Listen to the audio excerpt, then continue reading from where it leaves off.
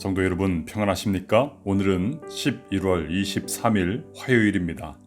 오늘도 주님의 말씀과 함께 기쁨, 감사, 은혜 풍성한 하루 되시기를 바랍니다. 오늘 우리에게 주시는 하나님의 말씀은 욥기 30장 9절입니다. 이제는 그들이 나를 노래로 조롱하며 내가 그들의 놀림거리가 되었으며. 아멘. 오늘 본문을 묵상하면서 이런 생각이 들었습니다.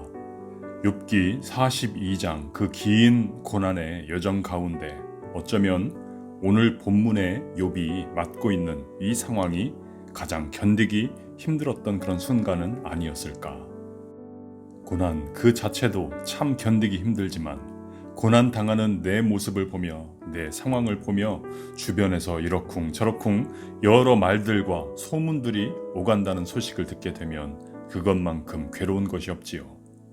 오늘 본문의 욥이 그랬습니다. 1절은 이렇게 시작합니다. 그러나 이제는 나보다 젊은 자들이 나를 비웃는구나. 여기서 주목할 단어가 있습니다. 이제는 이라는 단어입니다. 무슨 말입니까? 좋았던 시절 그때가 있었습니다. 그러나 이제는 상황이 바뀌었다는 거죠. 욥보다 한참 어린 자들, 자식 같은 자들이 욥을 비웃고 모욕합니다. 인간이 이렇게 악한 존재입니다. 9절과 10절도 보십시오. 이제는 그들이 나를 노래로 조롱하며 내가 그들의 놀림거리가 되었으며 그들이 나를 미워하여 멀리하고 서슴지 않고 내 얼굴에 침을 뱉는도다.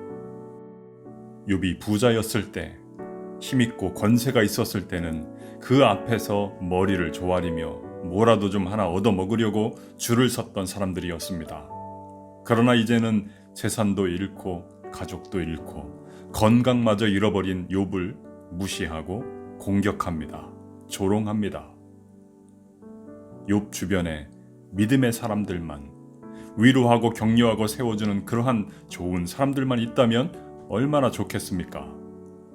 그러나 여러분, 이 세상에 그러한 사람들만 사는 곳은 없습니다. 악인들은 어디에나 존재합니다. 그러면 어떻게 해야 하겠습니까?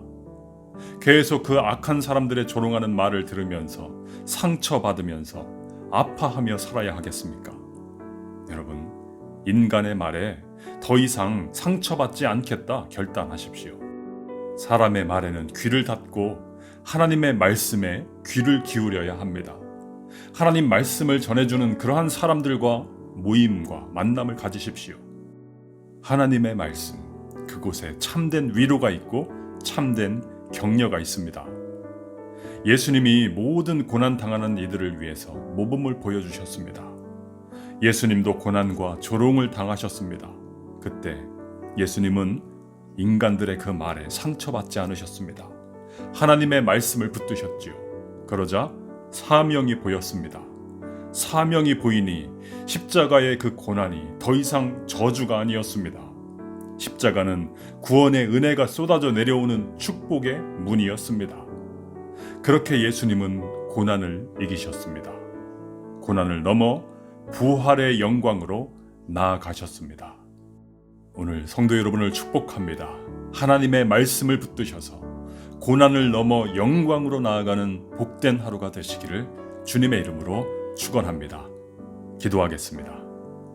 하나님, 인생의 여러 문제들로 힘겨워하는 성도들이 있습니다.